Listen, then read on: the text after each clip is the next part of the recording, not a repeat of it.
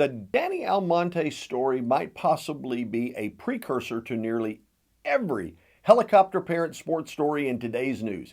It was a bit weird, maybe and perhaps arrogant, but mostly, sad. Danny was officially born on April 7, 1987, in the town of Mocha in the Dominican Republic. However, Danny Almonte was fictitiously born on April 7, 1989, in the town of Jamico al Norte in the Dominican Republic. Now, the story begins in 1995 when Almonte's father, Felipe, arrived in the United States to carve out a new life. Seeing an opportunity of sports, he decided to fill out a second birth certificate for his son. He hoped the first birth certificate would, remain hidden. In April 2000, Danny Almonte moved to the U.S. to join his father. Felipe pushed Danny into Little League Baseball. Now, Danny was a phenom, a super phenom. Almonte, supposedly around 12 years old, seemed head and shoulders above everyone else. On August 14, 2001, Danny threw a no-hitter against a team from State College, Pennsylvania. Danny's team qualified for a berth at the Little League World Series. In his team's first matchup, Danny pitched a perfect game. He then had a similar performance against other teams, giving up just one hit. Scouts and the media started showing up at the games. Danny's teams would eventually lose. Nevertheless, it was such a feel-good story, the mayor gave Almonte's team the keys to New York City. Danny Almonte was too good to be true. No one this young could believe that he was 12 years old. Even before the case fully exploded, two teams Danny had faced in the New York metropolitan area hired private investigators to secretly probe Danny's date of birth. Now, they found nothing. However, after the Little League World Series, a Sports Illustrated article appeared. The investigation was complex. He was 14, not 12.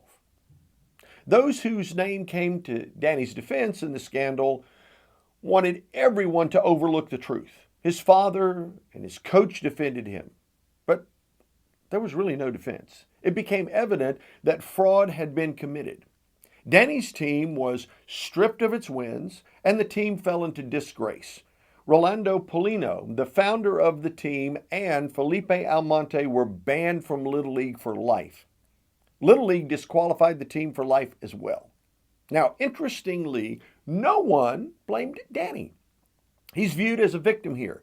Danny Almonte would never pitch in the major leagues. Now, he did pitch in the Frontier League, an independent minor league circuit, in 2007, but he fared poorly. Later that year, he joined the Western Oklahoma junior college team, where he played impressively for 2 years. In college, he begged his coach to keep the media away. Little League Baseball has since tightened its rules on documentation. Unfortunately, we're seeing a steady increase of parents who are trying their best to bend or break the rules. It's almost become an ethical and, in some cases, legal problem, ranging in severity from cheating to assaults on players, referees, and coaches. Neither Danny Almonte's father nor his coaches stopped to consider the consequences of their actions or their motivations. I'm sure his father thought he could get away with the scam. Who was going to check? League officials and coaches, even those who are at the Little League level, should be, in my opinion, required to participate in ethics training. Maybe in a perfect world, so should their parents. The Danny Almonte case was ultimately about fraud and deception for personal gain. Danny's father knew what he was doing. Danny, he was a victim. But even sadder still, I'm sure those close to him have blamed him for not reaching fame and fortune. I wonder what would have happened to Danny if, rather than being rushed into the circus and exposed to ridicule, had he been able to grow and mature slowly and carefully coached and groomed into the role of a solid pitcher.